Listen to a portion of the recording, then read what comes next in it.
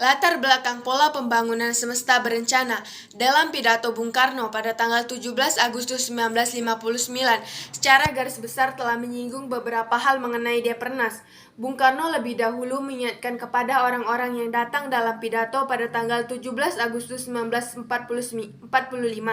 tentang apa yang beliau ucapkan mengenai Depernas. Waktu itu beliau mengatakan bahwa saudara-saudara adalah berasal dari tanah air. Tugas saudara-saudara ialah merancang pola masyarakat adil dan makmur. Adil dan makmur sebagai dimaksudkan oleh Mukadimah UUD 1945. Pola yang disusun akan disampaikan oleh MPR untuk disahkan dan kemudian dikerjakan oleh seluruh masyarakat. Ada dua hal yang harus diperhitungkan mengenai pekerjaan Depernas. Yang pertama, semangat dan jiwa UUD 1945. Yang kedua, program kabinet kerja. Bung Karno mengatakan bahwa jiwa UUD 1945 adalah tegas, tepat, dan tidak ragu-ragu. Pekerjaan hendaklah tegas dan tidak samar-samar. Garis-garis yang akan digariskan garis-garislah dengan tepat. Depernas harus menggariskan gambarnya dengan jiwa pelukis yang tegas, tepat, dan terang. Pembangunan semesta berencana adalah pembangunan yang bersifat menyeluruh untuk menuju tercapainya masyarakat yang adil dan makmur berdasarkan Pancasila. Istilah ini pertama kali dipergunakan pada Ketetapan MPRS nomor 2 MPRS 1960 tentang garis-garis besar pola pembangunan nasional semesta berencana pada tahun 1961 sampai 1969.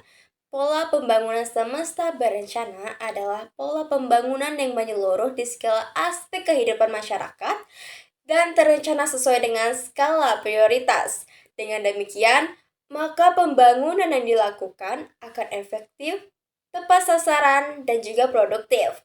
Dewan Perancang Nasional atau bisa kita sebut dengan Depernas disusun oleh Kabinet Karya pada tanggal 15 Agustus 1959 yang dipimpin oleh Muhammad Yamin dengan beranggotakan 80 orang.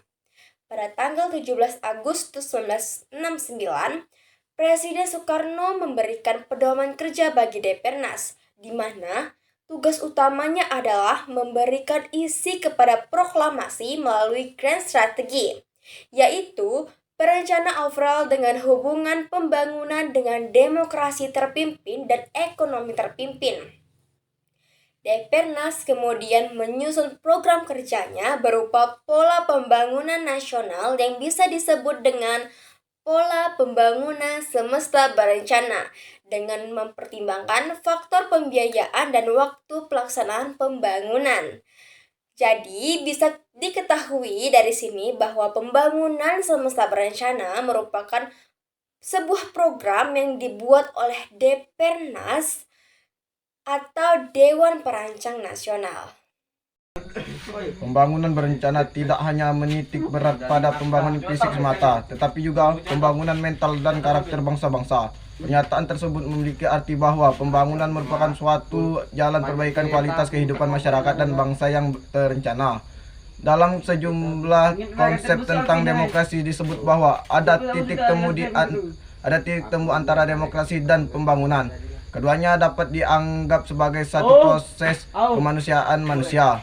Pada negara demokrasi, pembangunan berlangsung sendiri atas kemauan, kebutuhan, dan kemauan rakyat. Kemudian dilakukan mandiri oleh rakyat, serta selanjutnya dimanfaatkan sendiri hasil dan dampak untuk rakyat. Perkembangan ekonomi masa demokrasi terpimpin sejak diberlakunya kembali Undang-Undang Dasar tahun 1945.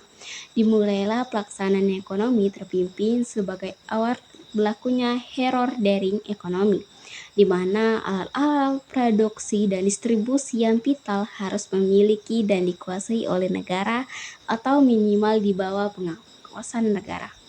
Dengan demikian, peranan pemerintah dalam kebijakan dan kehidupan ekonomi nasional makin menonjol. Pengaturan ekonomi berjalan dengan sistem komando. Sikap dan kemandirian ekonomi berdikari menjadi dasar bagi kebijakan ekonomi. Masalah pemilikan aset nasional oleh negara dan fungsi-fungsi politiknya ditempatkan sebagai masalah strategis nasional. Kesimpulannya, yaitu sejak proklamasi kemerdekaan Indonesia, kebutuhan rakyat Indonesia bertambah meningkat, sehingga living standard terjamin. Maka akan diperhitungkan supaya membangun dengan berencana itu: 1. Tren naiknya upah perseorangan dan naiknya tenaga pembeli. 2. Memperbaiki organisasi buruh dan perusahaan nasional. 3. Menjamin perkembangan industri. 4. Produksi kolonial lebih diintensifkan. 5. Mencari sumber hidup baru dengan riset. 6. Mengarahkan tenaga kerja dengan memberi upah. Ukuran keberhasilan pembangunan selanjutnya bukan hanya pendapat nasional yang selama ini sering dipegang dan dijadikan patokan. Memang tidaklah mudah menentukan ukuran sederhana yang dapat dijadikan ukuran nasional. Nah, jadi pola pembangunan semesta berencana adalah pembangunan yang bersifat menyeluruh untuk menuju tercapainya masyarakat yang adil dan makmur berdasarkan Pancasila.